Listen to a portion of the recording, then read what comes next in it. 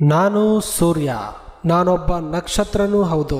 ನಿಮಗೆ ಗೊತ್ತೇ ಇದೆ, ನನ್ನ ಒಡಲಲ್ಲಿ ಬೆಂಕಿ ಯಾವಾಗ್ಲೂ ಉರಿತಾನೆ ಇರುತ್ತೆ ಅಂತ. ನಾನು ಈ ಥರ ಉರಿಯದೇ ಇದ್ರೆ ನನ್ನ ಈ ಸೌರಮಂಡಲವನ್ನು ಬೆಳಗಲು ಆಗುವುದಿಲ್ಲ. ಹಾಗಾದರೆ ನನ್ನ ವಿಕಾಸ ಹೇಗಾಯಿತು ಅಂತ ಬೆಳಕು ಹಾಕೋ ಆಸೆ ಆಗ್ತಿದೆ. ನಾನು ಹುಟ್ಟಿದ್ದು ಸುಮಾರು 4.6 ಬಿಲಿಯನ್ ವರ್ಷಗಳ ಹಿಂದೆ. ನಾನು ನನ್ನ ಜನ್ಮ ತಾಳಲು ಸುಮಾರು ಮಿಲಿಯನ್ ವರ್ಷಗಳೇ ಕಳೆಯಬೇಕಾಯಿತು. ನಾನು ಹುಟ್ಟಿದ್ದು ಹೇಗೆ ಅಂತ ಹೇಳುವ ಪ್ರಯತ್ನ ಮಾಡ್ತೀನಿ. ನಾನು ಹುಟ್ಟುವುದಕ್ಕಿಂತ ಮೊದಲು ಮಿಲ್ಕಿ ವೇ ಎಂಬ ಗ್ಯಾಲಕ್ಸಿಯಲ್ಲಿ ಮಿಲಿಯನ್ಸ್ ಆಫ್ ನಕ್ಷತ್ರಗಳು ಜನ್ಮ ತಾಳಿ ಬಿಟ್ಟಿದ್ವು. ಅಂದು ಅಂದಾಜು ಬಿಲಿಯನ್ ಗ್ಯಾಸ್ ಮಾಲಿಕ್ಯೂಲ್ಸ್ಗಳು, ಯೂಶುವಲಿ ಹೈಡ್ರೋಜನ್ ಮತ್ತು ಡಸ್ಟ್ ಪಾರ್ಟಿಕಲ್ಸ್ಗಳು 9 ಟ್ರಿಲಿಯನ್ ಕಿಲೋಮೀಟರ್ಗಳಷ್ಟು ಹರಡಿಕೊಂಡಿದ್ವು. ಇದಕ್ಕೆ ನೆಬುಲಾ ಅಂತಾರೆ. ಇಂಟರ್ಸ್ಟೆಲ್ಲಾರ್ ಕ್ಲೌಡ್ ಅಂತಲೂ ಕೂಡ ಕರೀತಾರೆ. ಆ ಎಲ್ಲ ಪಾರ್ಟಿಕಲ್ಸ್ಗಳ ಮಧ್ಯೆ ಗ್ರಾವಿಟೇಷನಲ್ ಫೋರ್ಸ್ ಕ್ರಿಯೇಟ್ ಆಗಿ ಶ್ರಿಂಕ್ ಆಗೋಕೆ ಸ್ಟಾರ್ಟ್ ಆಗೋಯ್ತು. ಶ್ರಿಂಕ್ ಆಗ್ತಾ ಆಗ್ತಾ ಟೆಂಪ್ರೇಚರ್, ಡೆನ್ಸಿಟಿ ಮತ್ತು ಪ್ರೆಷರ್ ತುಂಬ ಜಾಸ್ತಿ ಆಗ್ತಾ ಹೋಯಿತು.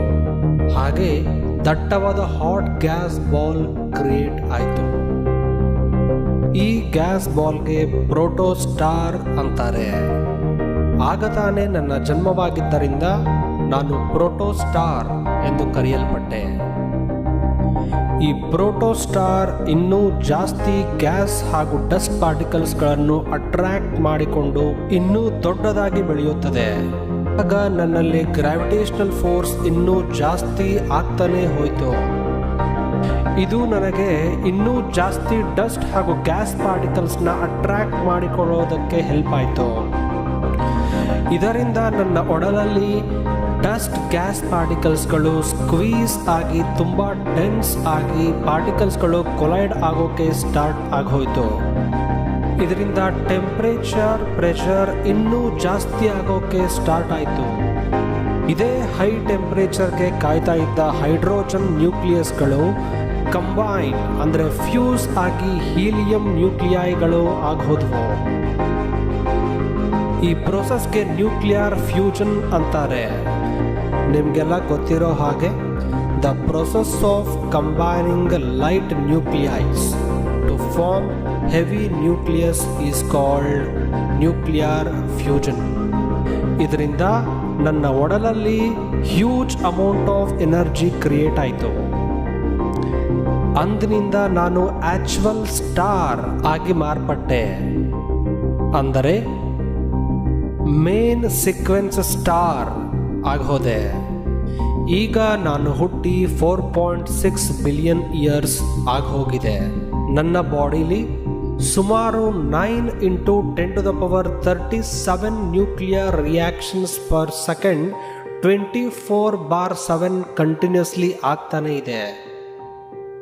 ನನ್ನ ಇಷ್ಟೊಂದು ಎನರ್ಜಿಗೆ ಕಾರಣನೇ ಈ ನ್ಯೂಕ್ಲಿಯರ್ ಫ್ಯೂಷನ್ ರಿಯಾಕ್ಷನ್ಸ್ ಅಂತ ವಿಜ್ಞಾನಿಗಳು ಹೇಳುತ್ತಾರೆ. ಹಾಗಾದರೆ ಮೇನ್ ಸೀಕ್ವೆನ್ಸ್ ಸ್ಟಾರ್ ಎಂದರೇನು? Outward pressure caused by nuclear fusion reactions is balanced by inward gravitational pressure. ಅಂದರೆ ನ್ಯೂಕ್ಲಿಯರ್ ಫ್ಯೂಷನ್ ರಿಯಾಕ್ಷನ್ಸಿಂದ ಕ್ರಿಯೇಟ್ ಆಗಿರೋ ಹೊರಗಿನ ಒತ್ತಡ ಮತ್ತು ಗ್ರಾವಿಟೇಷನಲ್ ಫೋರ್ಸ್ ಇಂದ ಕ್ರಿಯೇಟ್ ಆಗಿರೋ ಒಳಗಿನ ಒತ್ತಡ ಬ್ಯಾಲೆನ್ಸ್ ಆಗುತ್ತವೆ. ಈ ಥರ ಬ್ಯಾಲೆನ್ಸ್ ಆಗೋದ್ರಿಂದ ನಾನು ತುಂಬ ವರ್ಷ, ಅಂದರೆ ಬಿಲಿಯನ್ಸ್ ಆಫ್ ವರ್ಷಗಳಷ್ಟು ಸ್ಟೇಬಲ್ ಆಗಿ ಜಗತ್ತಿಗೆ ಬೆಳಕು ಕೊಡಬಹುದು. ಈ ಮೇನ್ ಸೀಕ್ವೆನ್ಸ್ ಸ್ಟೇಜ್ನಲ್ಲೇ ಈಗ ನಾನಿರೋದು. ಹೈಡ್ರೋಜನ್ ಮಾಲಿಕ್ಯೂಲ್ಸ್ಗಳೇ ನನ್ನ ಇಂಧನ, ಫ್ಯೂಯಲ್. ಸುಮಾರು ಬಿಲಿಯನ್ ವರ್ಷಗಳ ನಂತರ ನನ್ನಲ್ಲಿ ಹೈಡ್ರೋಜನ್ ಮಾಲಿಕ್ಯೂಲ್ಸ್ಗಳು ಖಾಲಿಯಾಗುತ್ತವೆ. ಹಾಗಾದಾಗ ನನ್ನಲ್ಲಿ ನ್ಯೂಕ್ಲಿಯರ್ ಫ್ಯೂಷನ್ ರಿಯಾಕ್ಷನ್ಗಳು ಸ್ಟಾಪ್ ಆಗುತ್ತವೆ. ಆಗ inward gravitational pressure becomes more than that of outward pressure. ಆಗ ನಾನು ಕಾಂಟ್ರಾಕ್ಟ್ ಆಗಿ ಕುಬ್ಜನಾಗುತ್ತೇನೆ. ಏಕೆಂದರೆ ನ್ಯೂಕ್ಲಿಯರ್ ಫ್ಯೂಷನ್ ರಿಯಾಕ್ಷನ್ಗಳು ತುಂಬ ಕಡಿಮೆ ಪ್ರಮಾಣದಲ್ಲಿ ಆಗುತ್ತಿರುತ್ತವೆ. ಹೀಗೆ ನಾನು ಕಾಂಟ್ರಾಕ್ಟ್ ಆದಾಗ ಹಾಟ್ ಆ್ಯಂಡ್ ಡೆನ್ಸ್ ಆಗ್ತೇನೆ. ಇದರಿಂದ ನ್ಯೂಕ್ಲಿಯರ್ ಫ್ಯೂಷನ್ ರಿಯಾಕ್ಷನ್ಗಳು ಮತ್ತೆ ಜೀವ ಪಡೆಯುತ್ತವೆ. ಆಗ ಮತ್ತೆ ನಾನು ಎಕ್ಸ್ಪಾಂಡ್ ಆಗಲು ಆರಂಭಿಸುತ್ತೇನೆ. ಆದರೆ ಈಗ ಪ್ರಾರಂಭವಾಗಿರುವ ಫ್ಯೂಷನ್ ರಿಯಾಕ್ಷನ್ಗಳು ಹೀಲಿಯಂನ ಮಾತ್ರ ಕ್ರಿಯೇಟ್ ಮಾಡದೆ ಹೆವಿ ಎಲಿಮೆಂಟ್ಸ್ಗಳನ್ನು ಕ್ರಿಯೇಟ್ ಮಾಡುತ್ತವೆ. These heavy elements includes all the elements up to iron on the periodic table. ನಾನು ದೊಡ್ಡದಾದ ನಕ್ಷತ್ರ ಅಲ್ಲ, ಹಾಗಂತ ನಾನು ತುಂಬ ಸಣ್ಣ ನಕ್ಷತ್ರನೂ ಅಲ್ಲ. ನಾನು ಮೀಡಿಯಂ ಸ್ಟಾರ್ ಆಗಿರೋದ್ರಿಂದ ನನ್ನ ಕೊನೆಯ ಕ್ಷಣಗಳಲ್ಲಿ ರೆಡ್ ಜೈಂಟ್ ಅಂದರೆ ಕೆಂಪು ದೈತ್ಯನಾಗುತ್ತೇನಂತೆ. ಈ ವಿಶ್ವದಲ್ಲಿ ನನಗಿಂತ ತುಂಬ ದೈತ್ಯವಾದ ನಕ್ಷತ್ರಗಳು ಕೂಡ ಇದ್ದಾವೆ. ಇವು ತಮ್ಮ ಕೊನೆಯ ಕ್ಷಣಗಳಲ್ಲಿ ರೆಡ್ ಸೂಪರ್ ಜೈಂಟ್ ಆಗಿ ಮಾರ್ಪಾಡುತ್ತವೆ. ನಾನು ರೆಡ್ ಜೈಂಟ್ ಆದ ಸ್ವಲ್ಪ ದಿನಗಳಲ್ಲೇ ಅನ್ಸ್ಟೇಬಲ್ ಆಗಿ ಔಟರ್ ಲೇಯರ್ಸ್ನ ಕಳ್ಕೊಳ್ತೀನಿ. ಅಂದರೆ ಸುಮಾರು ಮಿಲಿಯನ್ ಟನ್ಗಳಷ್ಟು ಗ್ಯಾಸ್ ಹಾಗೂ ಡಸ್ಟ್ ಪಾರ್ಟಿಕಲ್ಸ್ನ ಕಳ್ಕೊತೀನಿ.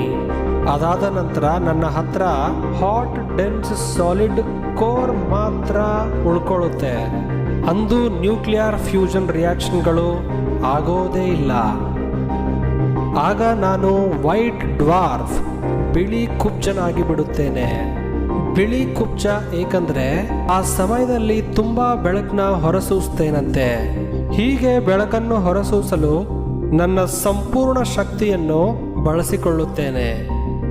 ಹೀಗಾದ ಕೆಲವೇ ಸಮಯದಲ್ಲಿ ನಾನು ತಂಪಾಗಿ ಕಪ್ಪು ಬಣ್ಣಕ್ಕೆ ತಿರುಗುತ್ತೇನೆ. ಅದೇ ನನ್ನ ಫೈನಲ್ ಸ್ಟೇಜ್, ಬ್ಲ್ಯಾಕ್ ಡ್ವಾರ್ಫ್, ಕಪ್ಪು ಕುಬ್ಜ. ನಂತರ ನನ್ನ ಹತ್ತಿರ ಬೆಳಕನ್ನು ಕೊಡುವ ಶಕ್ತಿಯೂ ಇರುವುದಿಲ್ಲ ಹಾಗೂ ನಾನು ಕಪ್ಪಾಗಿ ಕಾಣಿಸುತ್ತೇನೆ. ಆದರೆ ನಾನು ಬ್ಲ್ಯಾಕ್ ಡ್ವಾರ್ಫ್ ಆಗಲು ಸುಮಾರು ಬಿಲಿಯನ್ ವರ್ಷಗಳೇ ಬೇಕಾಗುತ್ತದೆ. ಈ ವಿಶ್ವದಲ್ಲಿ ನನಗಿನ ದೈತ್ಯವಾದ ಎಷ್ಟೋ ನಕ್ಷತ್ರಗಳಿವೆ. ಆದರೆ ಸೂರ್ಯನಾದ ನಾನು ಒಬ್ಬ ಮೀಡಿಯಂ ಸ್ಟಾರ್ ಮಾತ್ರ. ನನ್ನಂತಹ ಮೀಡಿಯಂ ಸ್ಟಾರ್ಗಳು ರೆಡ್ ಜೈಂಟ್ ಆಗಿ ಬದಲಾಗುತ್ತೇವೆ. ಆದರೆ ದೈತ್ಯ ನಕ್ಷತ್ರಗಳು ಸೂಪರ್ ರೆಡ್ ಜೈಂಟ್ ಆಗಿ ಬದಲಾಗುತ್ತವೆ. ಈ ರೆಡ್ ಸೂಪರ್ ಜೈಂಟ್ಗಳು ತುಂಬ ಬ್ರೈಟ್ ಆಗಿ ಕಾಣುತ್ತವೆ. ಯಾಕೆಂದರೆ ಅವುಗಳಲ್ಲಿ ನನಗಿನ ಎಷ್ಟೋ ಪಟ್ಟು ಜಾಸ್ತಿ ನ್ಯೂಕ್ಲಿಯರ್ ರಿಯಾಕ್ಷನ್ಸ್ಗಳು ನಡೀತಾನೆ ಇರುತ್ತವೆ. ಸೂಪರ್ ರೆಡ್ ಜೈಂಟ್ ಸ್ಟೇಜ್ನಲ್ಲಿ ಅವುಗಳು ಬಹಳ ಬಾರಿ ಕಾಂಟ್ರಾಕ್ಷನ್ ಹಾಗೂ ಎಕ್ಸ್ಪಾನ್ಷನ್ ಆಗಿ ಕೊನೆಗೆ ಎಕ್ಸ್ಪ್ಲೋಡ್ ಆಗುತ್ತವೆ. ಈ ಎಕ್ಸ್ಪ್ಲೋಷನ್ಗೆ ಸೂಪರ್ ನೋವಾ ಅಂತಾರೆ.